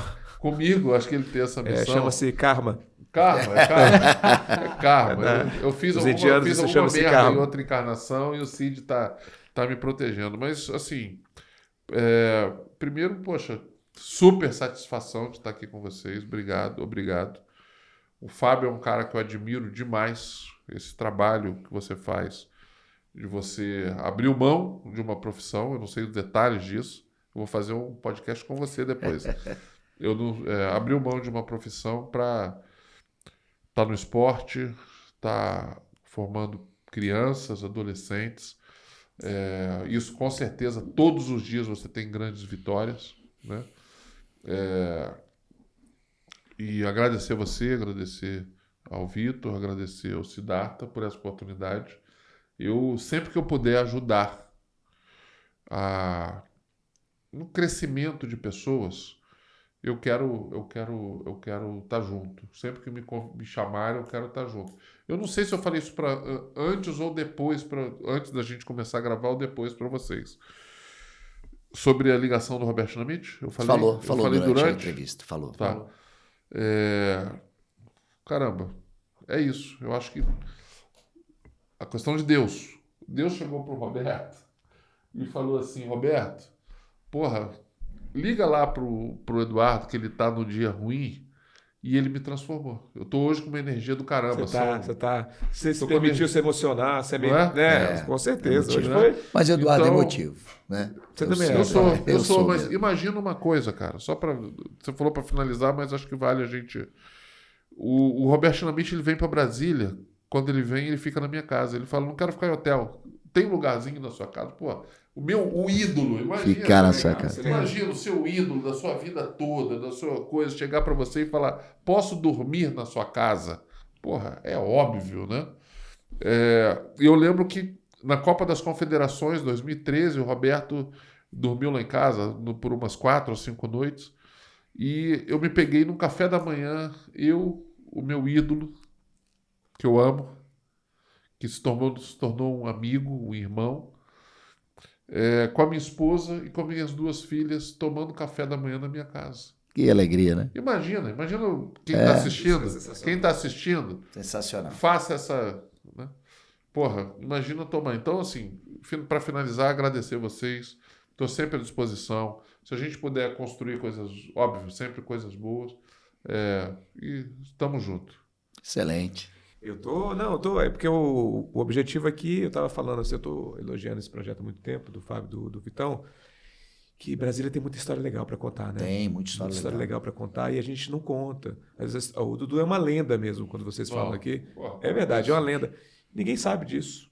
Só enxergam ele o cara da cibersegurança, o cara que o cara que fez a Olimpíada, Copa do Mundo. É o vendedor lá. Cuida da urna eletrônica. É só tema pesado. E é um coração, entendeu? Tem uma história de vida riquíssima, tem história para contar, tem como ajudar as pessoas, tem como orientar. E eu acho que a gente vocês estão nessa missão de iluminar aí a galera que veio de Brasília, que trabalha aqui, que luta aqui, que tem orgulho de ser brasilense e às vezes não tem nem espaço para falar. Excelente. Obrigado. Vitor. Tamo juntos. Quero agradecer a oportunidade de ter esse bate-papo. Realmente foi emocionante. Me lembrei muitas coisas, como eu até falei aqui do meu avô e... Achei muito bom, viu, Vitor? Você se soltou, né, Vitor? Soltou sua vivência aí junto do seu avô. Achei muito legal isso aí, seu. É aquele pessoa muito especial. Então, quero agradecer, dizer para vocês que o Lamparina é isso, são histórias e que a gente possa estar sempre tendo boas conversas e que de alguma forma a gente conseguiu cativar o coração de vocês para terem uma vida boa, né? Porque é muito importante isso, né? A gente querer ser feliz, né? E para a gente ser feliz, eu recomendo você se inscrever no nosso canal. É isso aí. Tá no sininho. É isso aí. Você pode estar nos acompanhando nas nossas redes sociais, né? Lamparina Cast, também no YouTube, entra lá. E nossos episódios também vão ao ar no Spotify. E você pode acompanhar lá. Siga a gente por lá. Como vocês viram, é só ficar falando Lamparina que... Lamparina vai aparecer. Vai aparecer. Ou na Alexa no Instagram. Só uma observação Sim, final, pedir licença para vocês. Claro. O Vitor falou uma coisa importante. Querer ser feliz. Querer ser feliz. Querer. Você entendeu? Porque às vezes as pessoas acham que querem e não fazem por onde. Então, você falou uma coisa certíssima. O homem tudo pode, só depende do querer. Perfeito. Olha o tamanho do querer. Um abraço para vocês, Lamparina Podcast. Abraço a todos. Mais um episódio do Lamparina Podcast. Um abraço. Até.